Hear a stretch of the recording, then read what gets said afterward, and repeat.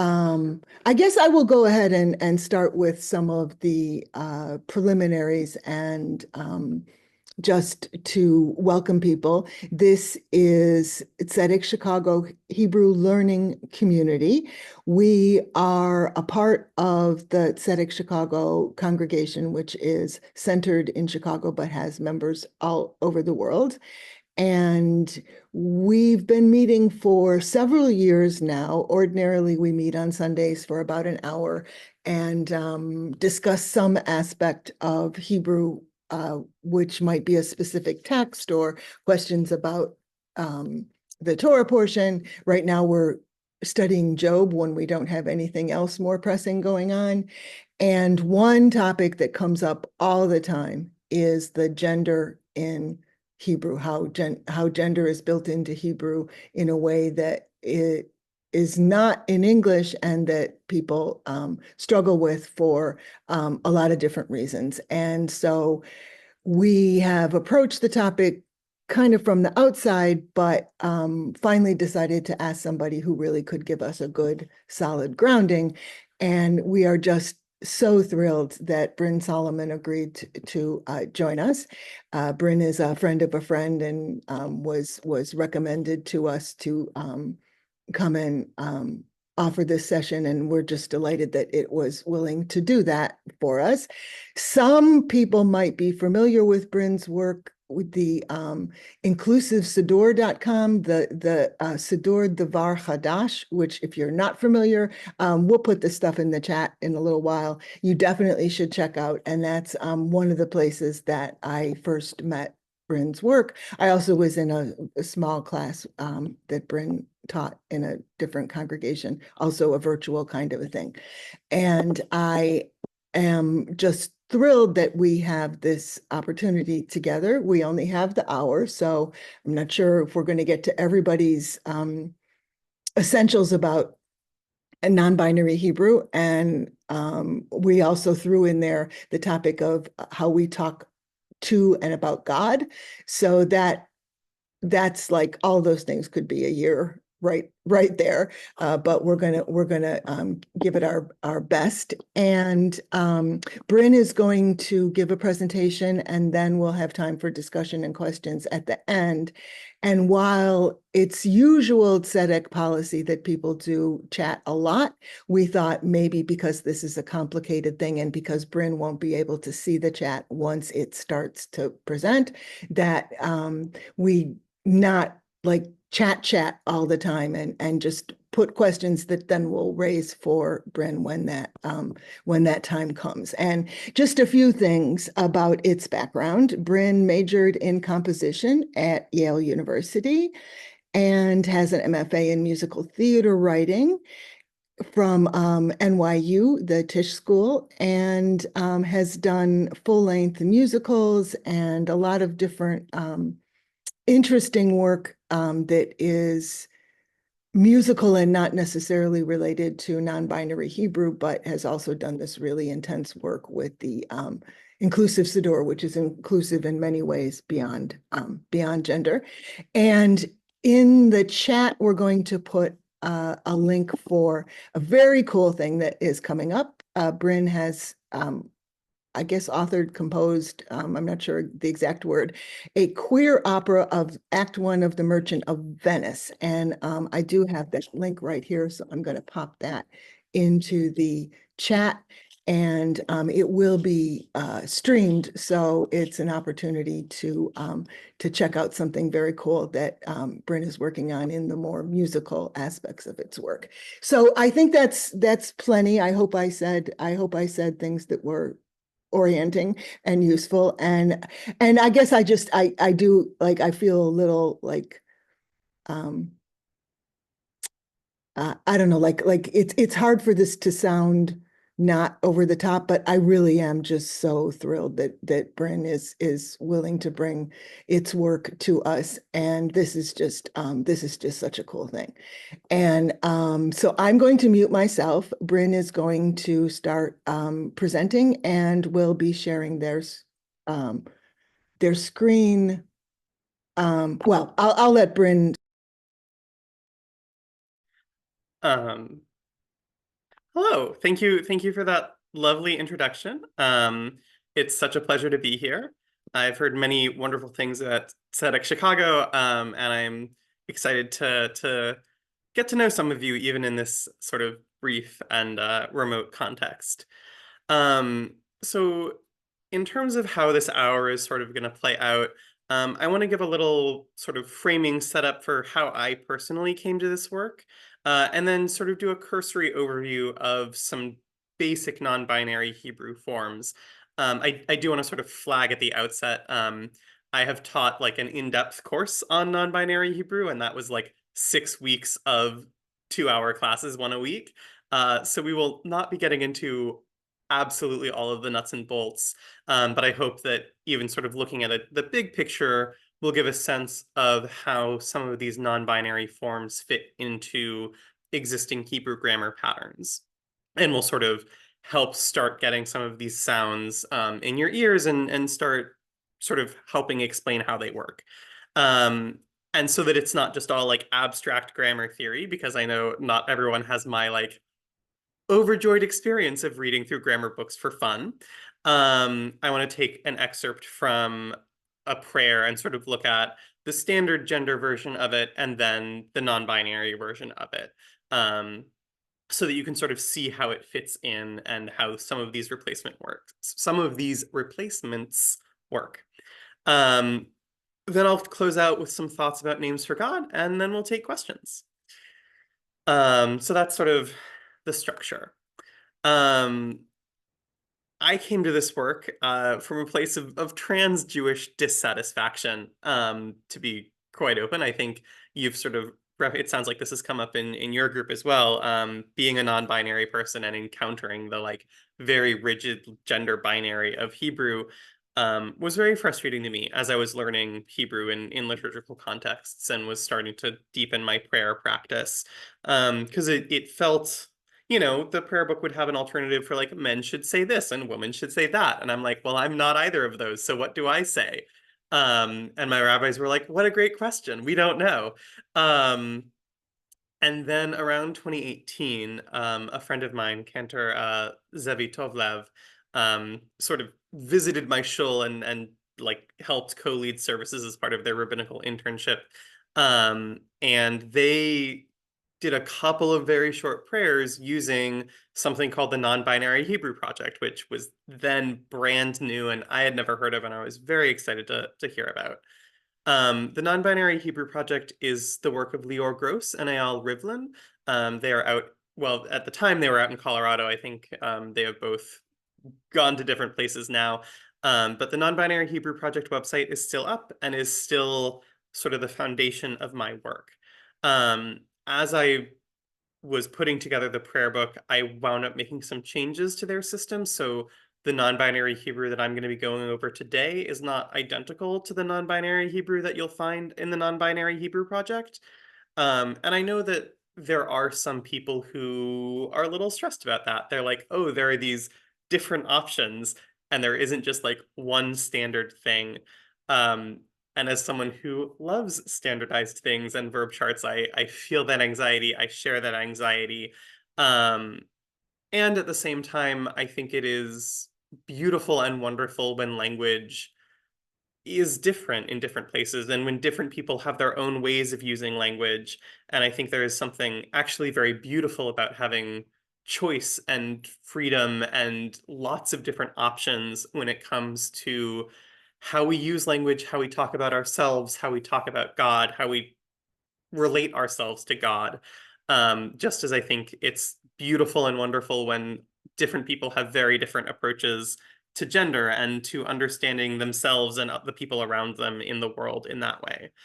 So I don't worry about the lack of standardization, but I do want to flag that this is an evolving practice and different people are going to do different things in different ways. Um, so I sort of knew that the non-binary Hebrew project existed in the back of my head. And then in 2020, I suddenly had a whole lot of free time as my job as a freelance music critic was put sort of permanently on hold because there were no concerts to go to and review. And so I was like, well, I have a lot of free time. I know the non-binary Hebrew project exists. What if I use this free time to sort of take this new non-binary Hebrew and try to work it into the Friday evening liturgy and see what that feels like as a prayer experience. Um, so that was sort of the start of the work in the summer of 2020, and I very confidently and optimistically thought that, oh, it's July, I'm going to start this now. I'll probably have the whole Friday evening liturgy done like by Rosh Hashanah at the latest. Um, that did not happen. There are a lot of words in the Friday evening liturgy. The sort of first release of just the Friday evening liturgy happened in the end of 2021, and then the full version of the full Shabbat and Festival liturgy came out in 2023, with hard copies coming out a little while later. So it has been a long road. I am pushing ahead towards the weekday liturgy, although there are some technical things that I need to do in the background. And of course, I'm doing this in my free time, so life intrudes. But the work is ongoing, and I am hopeful to get more releases out soon. So that's how I got here, and now let's look at what here is. So I want to start with a noun. I think nouns in Hebrew especially are a lot less daunting than verbs and are a little bit easier to sort of wrap your head around. So this is a noun that comes from the root che vet resh, which means friend. You may be familiar with this from chaver or chavarim, friends, and so I've put out here sort of the standard masculine and feminine, and then with the non-binary form on the third line. So the masculine, if you're talking about, a guy who's your friend, is just chaver. If you have a bunch of guy friends, that's chaverim. If you have a woman who's your friend, that's chavera. If you have a bunch of friends who are all women, chaverot. So those are the sort of four standard gender forms of this noun. And the non-binary version in the singular is chavere. So instead of chavera with an a vowel, it's chavere with an e vowel. If you happen to be familiar, there are some proposals for non-binary Spanish, where instead of Latino or Latina, it's Latine. And this is sort of the same idea. We're replacing one vowel with a different vowel to show that there's a different gender going on grammatically. And then the plural here would be chaverol, with that ol ending. That comes from the Hebrew word for all, kol. So it's like you just chop the k off the front and you get ol, and that becomes the ending. With the idea basically being that like this is a form that is inclusive of everybody. That's something I do actually want to just spend a moment on. My understanding of these forms and the way that I use them is that these common forms, these non-binary forms, are both used for specific people like myself who don't fit neatly into the gender binary, but they're also used in sort of what you might call a generic sense, where you're like, I'm talking about any student, I don't care what their gender is. That would be this non-binary form to sort of remove it from committing yourself to one gender or another. So it's both used for specific non-binary people, but then also just for general people or people who are unknown or where gender is irrelevant. And so the plural forms especially I use for groups that are mixed gender groups, whether or not I happen to know the genders of everyone in the group. It's just a way of sort of flagging like, we like gender is not really an issue here. We don't know, we don't care, we're not tracking it. Everybody and anybody is part of this plural. And that's again one of the reasons that that ol ending really resonates for me, because it's coming from this idea of allness and completion, and sort of expansiveness.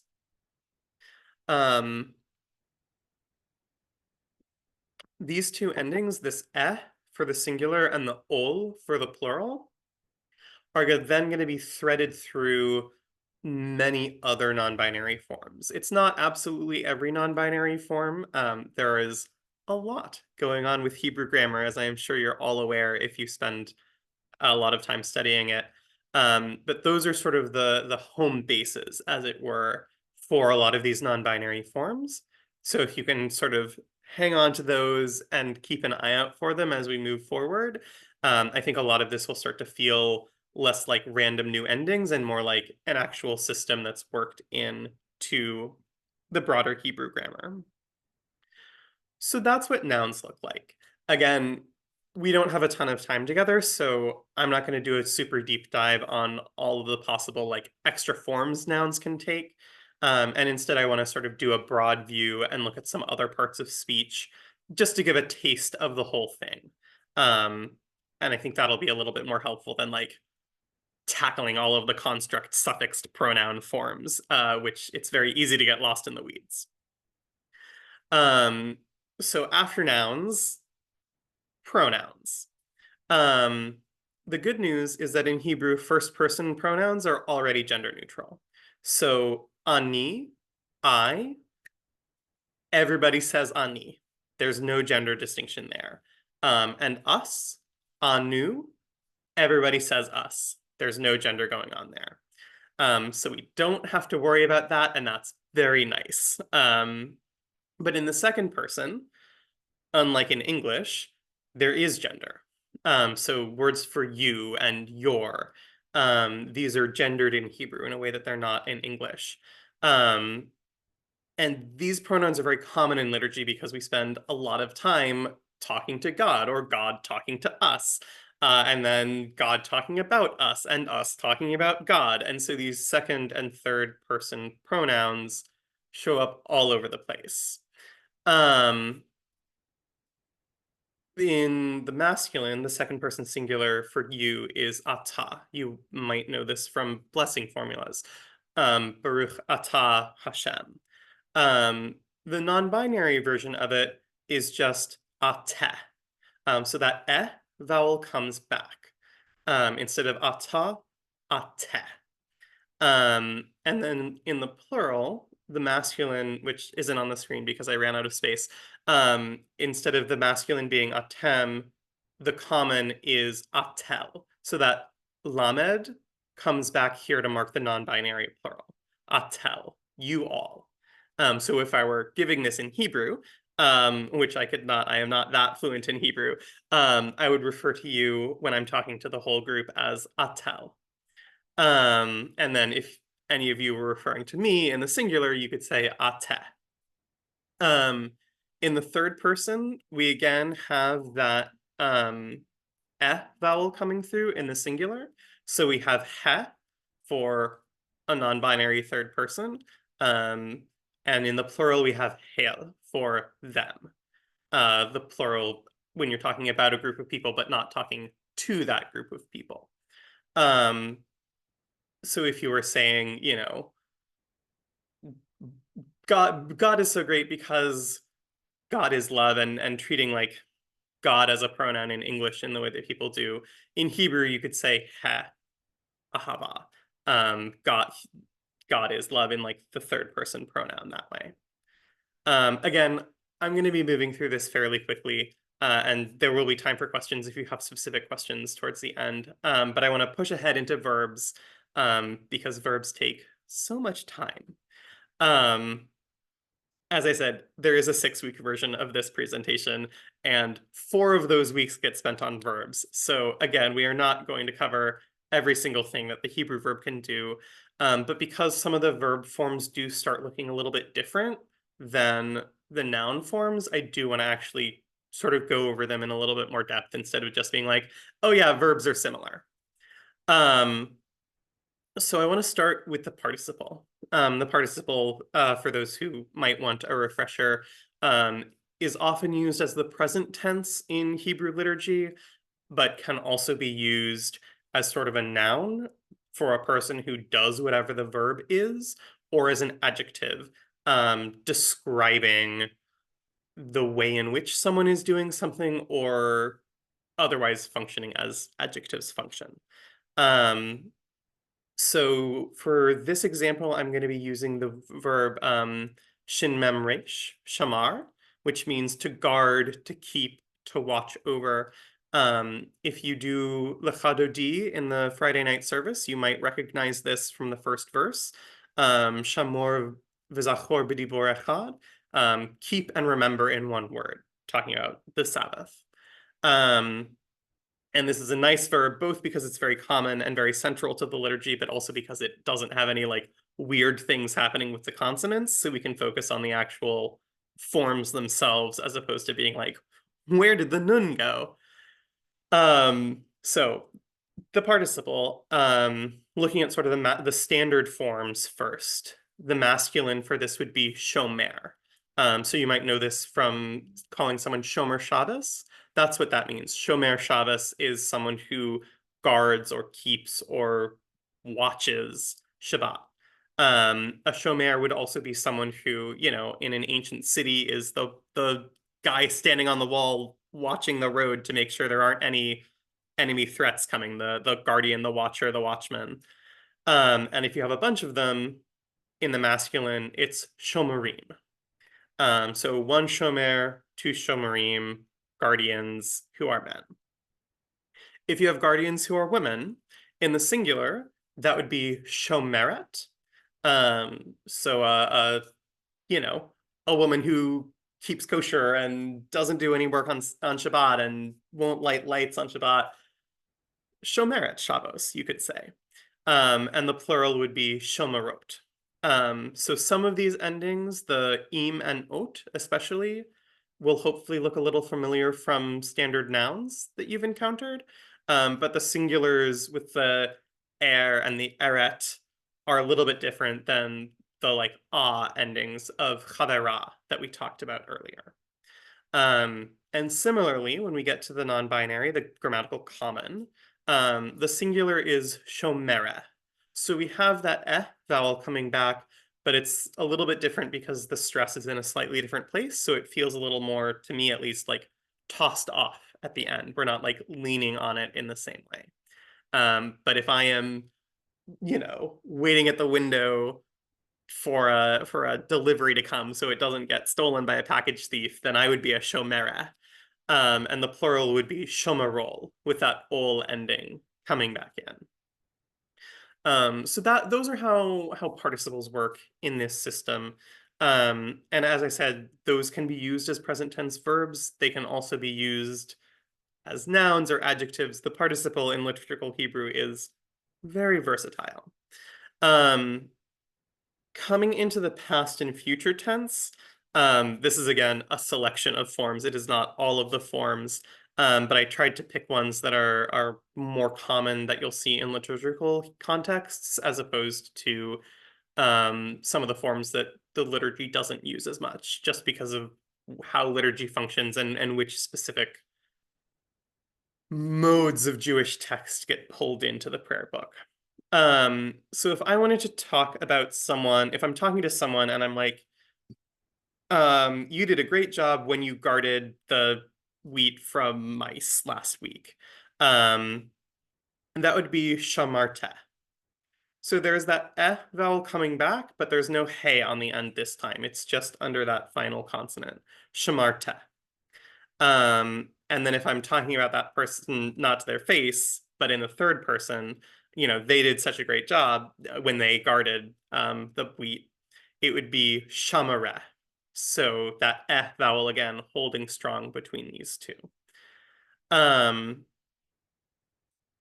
The nice thing about the past tense is that in the third person plural, it's already gender neutral. Hebrew only has one form for the past tense third person plural, they guarded. Again, from the Friday evening liturgy, you might be familiar with this from the Shamru. Shamaru is they guarded, third person plural. So V'shamru b'nei Yisrael, the children of Israel guarded Shabbat. So that form doesn't need any work to be degendered. It already comes pre-degendered, which is very nice, and I'm very appreciative of that. Thank you, ancient Hebrew speakers, for doing that for us.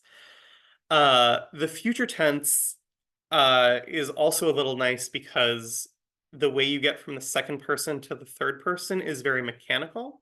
So you only really have to worry about learning these two forms, and then you can just automatically sort of create the third person. So the second person, though, in the singular, looks like tishmereh.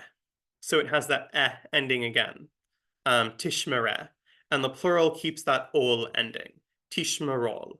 So tishmereh, you, one person, will guard. Tishmerol, all of you collectively will guard. And then the way that the future tense works, and I apologize if this is review for people, but I never want to assume that people know exactly how the mechanics of biblical Hebrew. Um, to change the future from second to third person, you just take that first letter, the t, and you change it from t to y, to a yud. So instead of tishmereh, yishmereh. Instead of tishmerol, yishmerol. Um, Again, I don't want to get too bogged down in the weeds on that. Um, I am happy to, during the Q&A section, go a little bit deeper.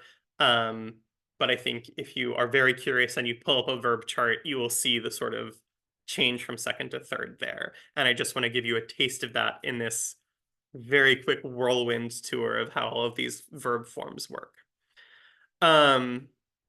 That's a lot of theory. I want to now zoom in and put some of it into practice.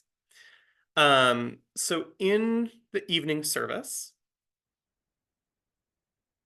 before we pray the Shema, there is the blessing for love, where we thank God for the existence of love. We thank God for God's love for us, and express the hope that this love stays with us forever. Um, I'm actually going to sing some parts of this just because hopefully that'll jog the memory and help it stick a little better. So the traditional text of this blessing begins, Ahavat olam Beit Yisrael Amcha ahavta and the ending of it is Ve'ahavatcha al tasir mimenu le'olamim Baruch atah Hashem Ohev amo Yisrael. So that's the masculine version. And this means, with unbounded love, you have loved your people Yisrael, and may you never take your love away from us, never at all. Blessed are you, Hashem, who loves God's people, Yisrael. So here's what that sounds like in the non-binary version of it. And I'm going to do it, and then I'm going to talk through some of the differences. Ahavat olam Beit Yisrael Amcha ahavta Amcha ahavta Ve'ahavatcha al tasir mimenu le'olamim Baruch atah Hashem Ohev ameh Yisrael.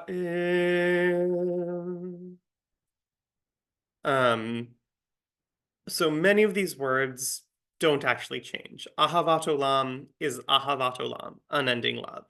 But then when we get to your people, it goes from amcha to ameche.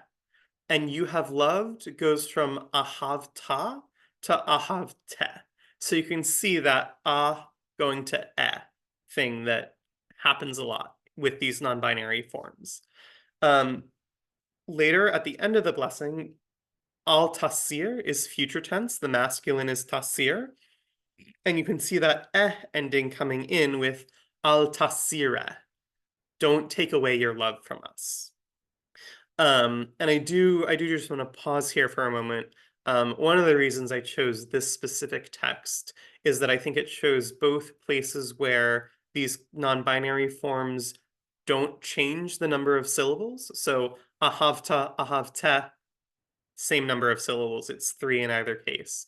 But there are a few places where the syllable count does increase when you go from masculine to common to non-binary. So tasir is two syllables, tasira is three. And unfortunately, because the masculine forms usually have no ending at all, and it's you can't really have multiple versions of not having an ending, it's sort of unavoidable that this is the case. A lot of the changes that I made when I was working on the Siddur, as opposed to using the non-binary Hebrew project's version of these forms, most of the changes I made were to try and keep the number of added syllables as small as possible so that these forms would be as easy as possible to sing to familiar melodies. I didn't want people to feel like you had to like get out a tofu press to like cram all of these extra words in. Um, but there are some places where, despite my best efforts, there's an extra syllable or two in the text. And that happens again at the end where Ohev, God who loves, which is again a masculine participle, Ohev, becomes Oheva. It gets another syllable in order to make it non-binary.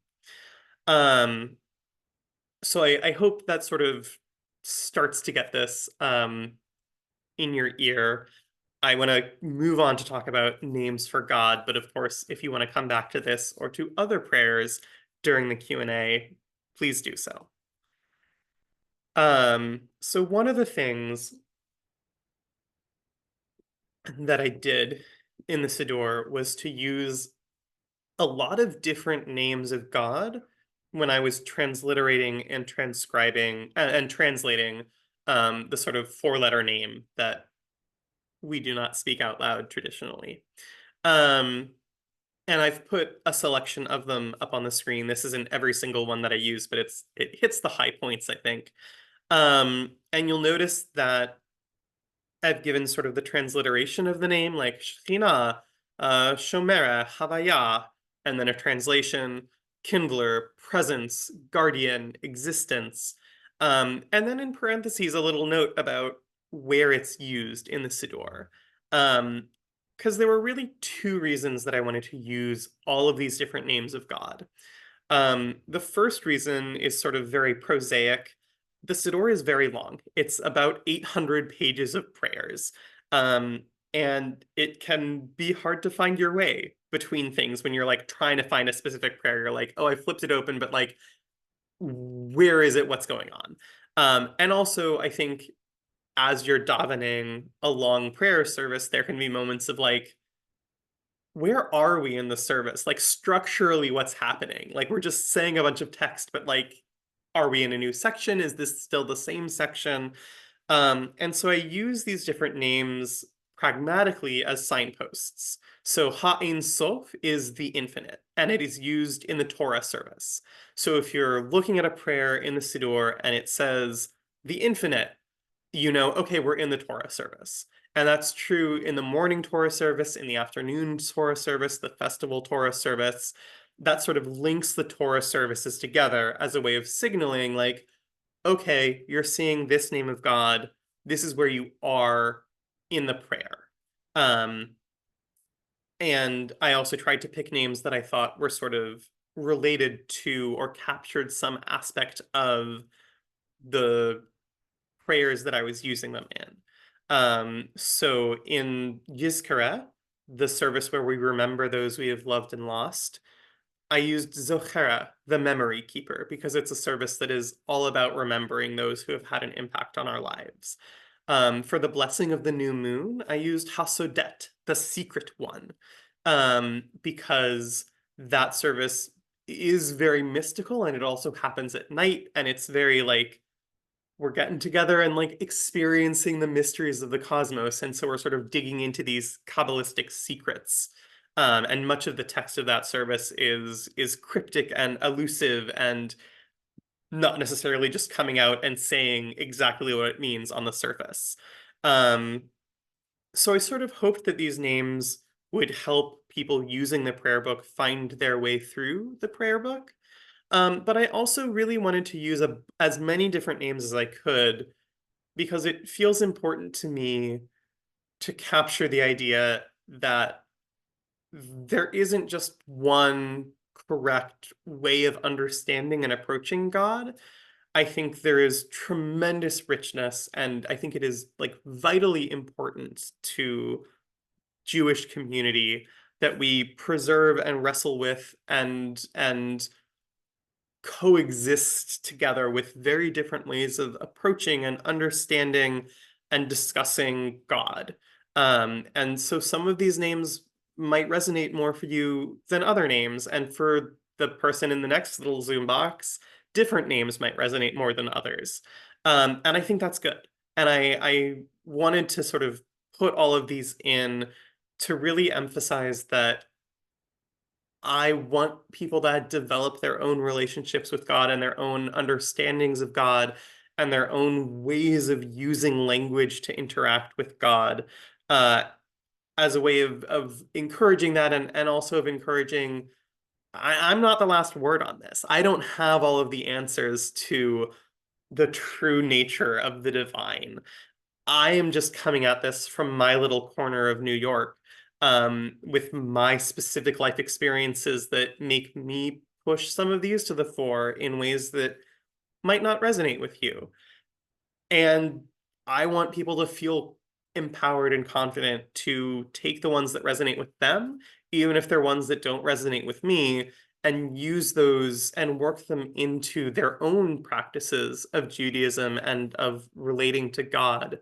Um, and my hope is that in using all of these different names in the Siddur, it is a way of sort of subtly granting permission to make your own way through these texts and come into your own understanding. Um, so I wanted to sort of end there with that exhortation. And I think I have now talked enough. So let's take some questions.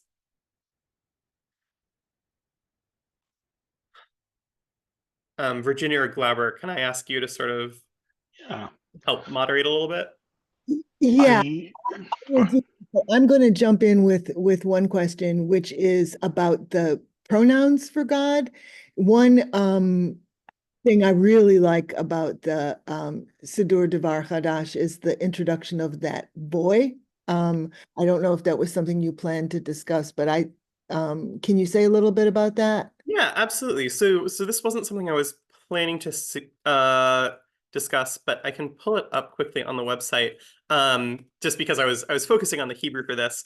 But for the Siddur for the translations, I think they're like from a translation perspective, as common as it is to use God as a pronoun for God, um, there are a lot of like there are a lot of sentences that if you're using he as a pronoun for God would say he is God in the liturgy.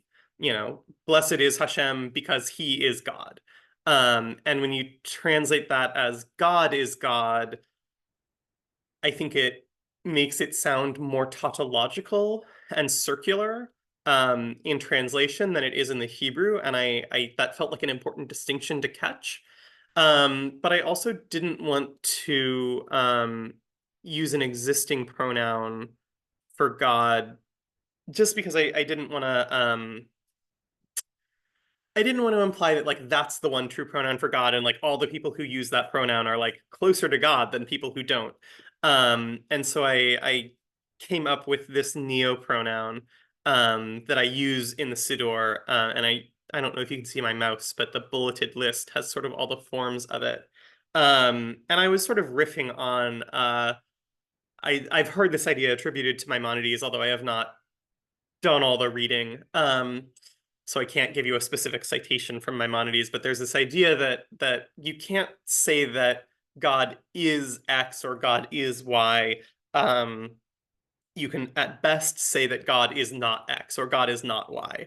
And so for gender, you can't say God is male or God is non-binary. You can only say God is not male, God is not female, God is not non-binary, God is not blah blah blah blah.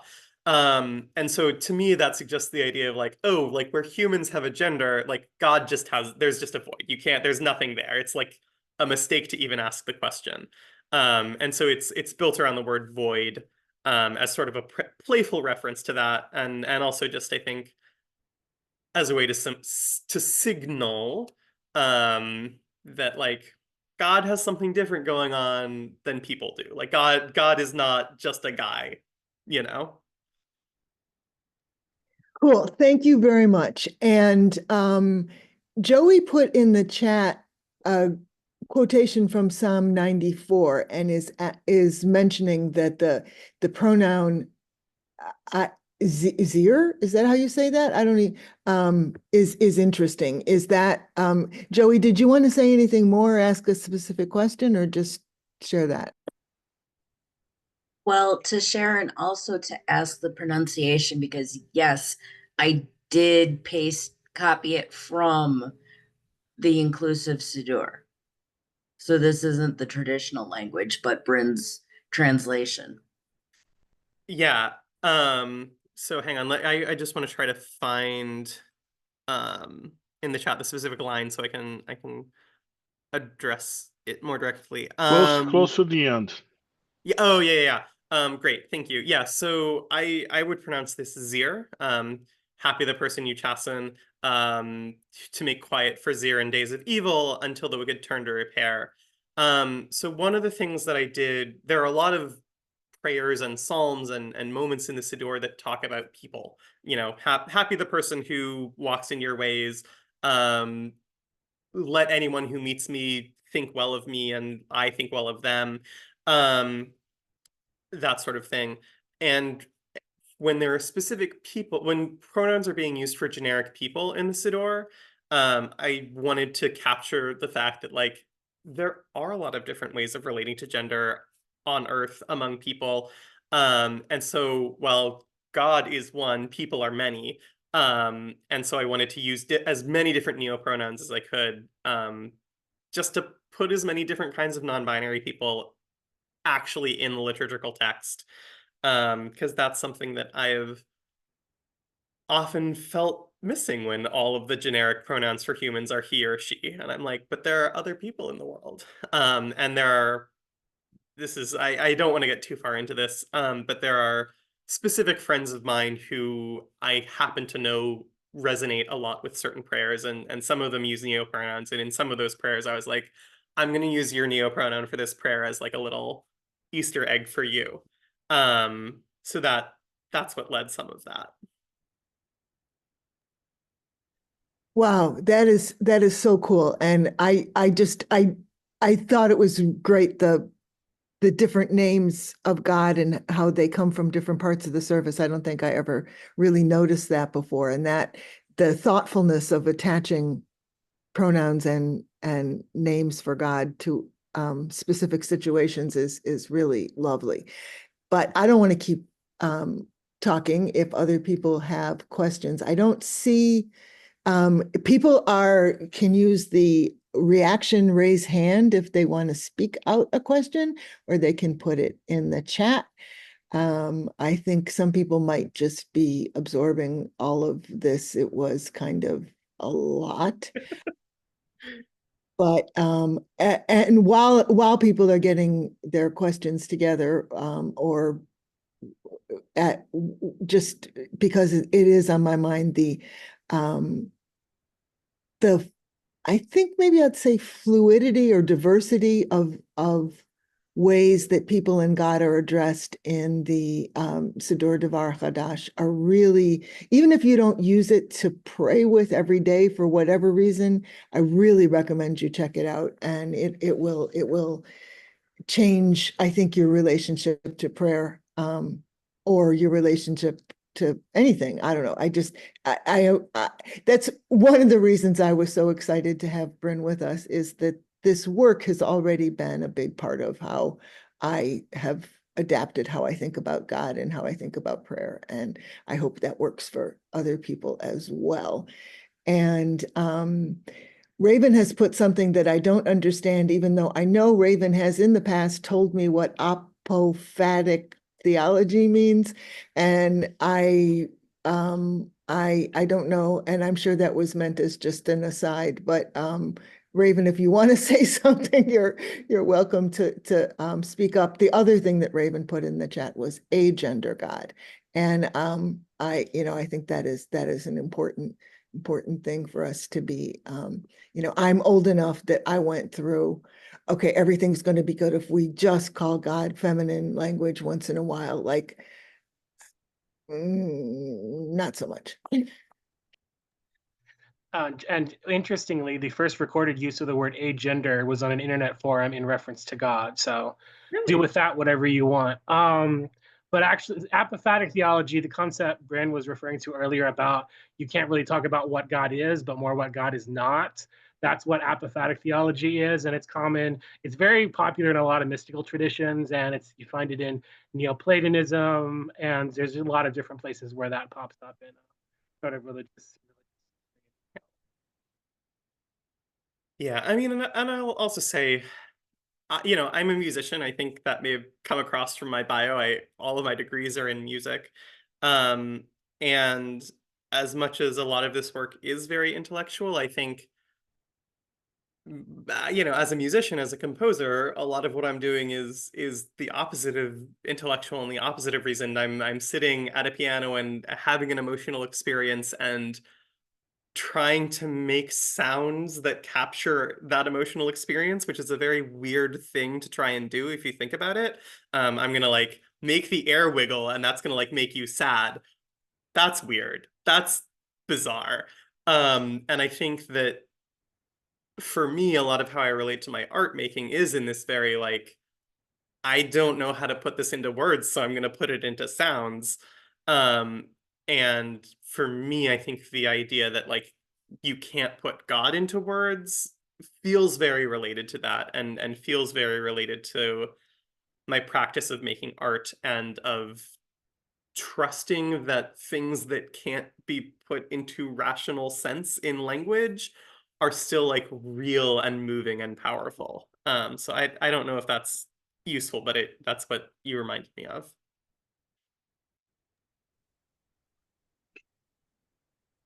Yeah, that makes sense to me too, as a musician, and especially as an instrumentalist. I I think there are ways to relate to God. They are nonverbal, and maybe those ways are sometimes more potent than the verbal ways. Sometimes they're more prevalent. We're just not aware of them. Yeah, absolutely.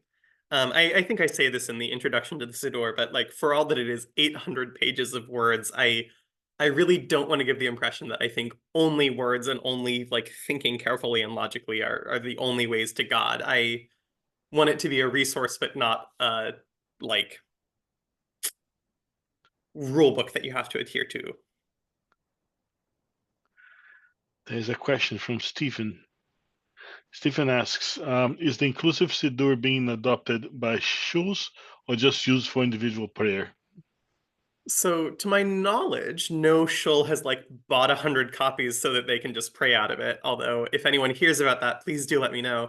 I know that a couple synagogues have either for like a one-off prayer service, they've, for like Trans Day of Visibility, Shabbat or whatever, they've like pulled some prayers for it and done like a prayer or two. And I know that there are a couple of synagogues that like sometimes friends of mine in other places will be like, oh, I like went into the synagogue and in their library, they like had a copy on the shelf in their like prayer book section. So there are at least 2 or 3 shuls out there that have like 1 to 3 copies on the shelves in like a room in the basement that people can stumble on. But to my knowledge, no one has like adopted it full time as their like synagogue siddur. Although I would love to see that happen.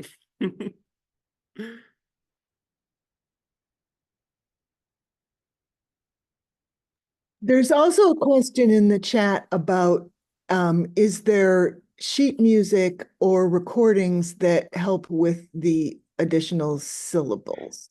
Yeah, that's a great question.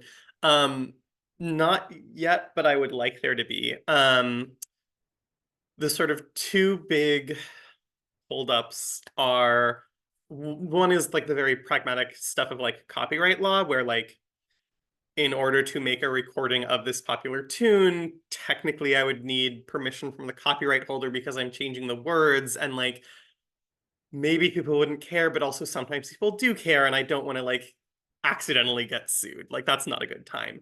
The other big hangup is just like time and energy to make it happen. I was really hoping to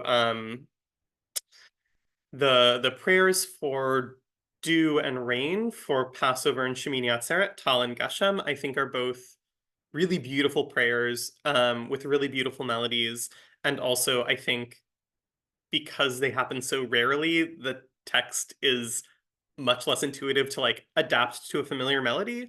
So I was really hoping for this Passover to like release a little EP on Bandcamp of like Tal and Geshem for reference.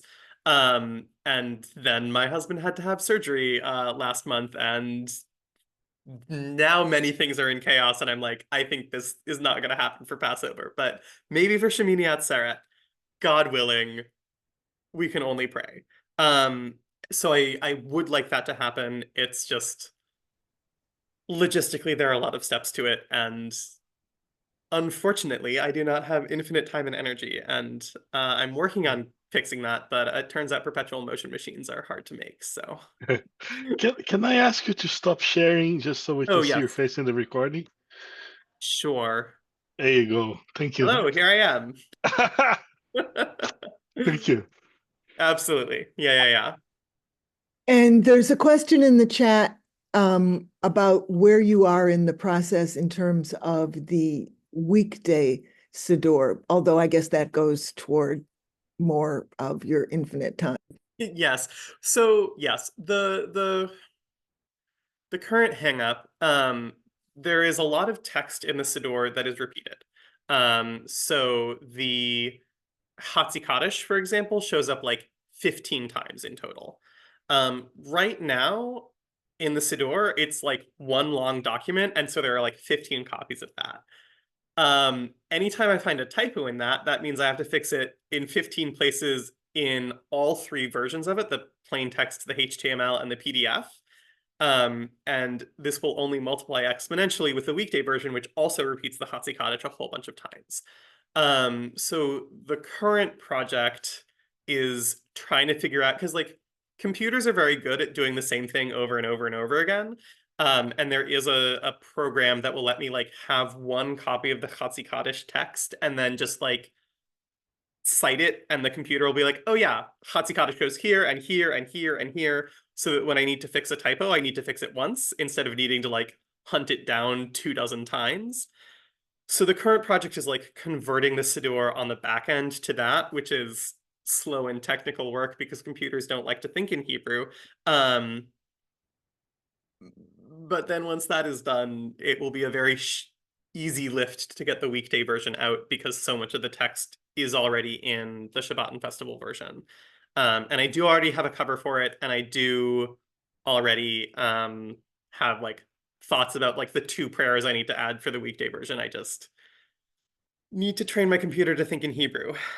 So I am working on it, and I do hope to get it done soon. It's just, again, I am but one person, and life makes many demands. Stephen, did you want to ask your question out loud? Are you able to do that? We have a question. Do you mean me? Are you asking me, Virginia? Oh yeah, I didn't want to interrupt. That was all. I was trying to be polite for a change. No, I just thank you, Brin. It's an incredible journey you're on. I came slightly late, so apologies. It's a long way from the UK, so you understand. But I was just wondering, my rabbi did this gender neutral Siddur, a Sephardic gender neutral Siddur that he created that hasn't been adopted, I don't think, by any Siddur. He's from the States, by the way, but I think one shul in the States was using it. I was wondering what I wonder what that would have in common with your work, and forgive me, I'm coming from a solid position. That's my rabbi. Okay. Yeah. So Sidor or Orva Shalom. I don't know if people can see this. Yeah, I've got that. I think this is a beautiful project and a really wonderful project. What I will say is that while the translation is gender neutral, and while they do have gender neutral options for things like modet ani, the like when you wake up in the morning prayer, the most of the text is not regendered. So the Hebrew is still mostly masculine when it refers to God. So that's just a caveat for people. So this is Sidor Or Shalom. It is a Sephardi Sidor. I think it is a really beautiful work of scholarship, and I have consulted it on occasion when I've been working on my own.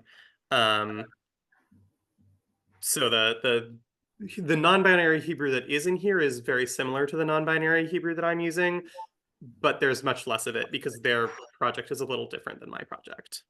Thank you. Thank you. Yeah, absolutely. Yeah, and Emmy is showing us the other Mizrahi one. I noticed that we had a couple of people joining us very late because I apologize. I did not send out any kind of timely reminder, and I feel badly about that. But we did record this session, and if you're here and you have a question, well, actually, we're coming up on the hour, so I think we're going to have to possibly arrange another session, or if there's enough interest, we can maybe arrange to have Bryn come back for a full course in non-binary Hebrew or in more ways of addressing God, which is all interwoven, how we address one another, how we address God, how we imagine that God is addressing us. All of those things are interwoven. And I do, if you came late because of my failure to remind you, I am sorry, but like I said, we'll share out the recording. I am so pleased that we were at least able to start this conversation on the grammar and the music and the prayerfulness of Hebrew and its non-binary manifestations. And again, just in case for the few people who are not from Tzedek Chicago, if you joined us for this effort, we're really delighted. The Hebrew learning community is a small group within Tzedek Chicago that meets on Sundays to talk about Hebrew. We're like, it ranges all over the place. And as somebody just put in the chat, who is a regular, that we had been hoping to have Bryn as a speaker for quite a while, and finally we're able to work it out. And also, I'll just put another plug for the Act 1 of Merchant of Venice, the queer opera that is coming up, and Glauber or Bryn, if you're able to drop that Eventbrite in the chat again, especially for late people, that'd be great. And then I'm just going to give it back to Bryn if you have another word you want to say, or we can just wish people a good week. Well, I mean, I think I've said a whole lot of words at this point. No, this has been lovely. Thank you so much for having me. If anyone has questions and you want to continue the conversation over email, there's a little contact form on the Inclusive Sidor website, and that'll take me right to that, take you to my inbox, and I check it pretty regularly. So this was lovely, and yeah, I would love to be back sometime. All right. Well, thank you, everybody who came. Everybody's learning is also part of, lifting up some good things at this very difficult time. And thanks again to Bryn and also to Glauber, who has really helped make this like the logistical aspects of this work out. It is a small thing, but it's also a big thing. So thank you all. Hang in there. Have a good week. And let's hope that the season of Passover brings some liberation somewhere. And really, this was great. Okay, thanks a lot. Thank you so much. Bye-bye.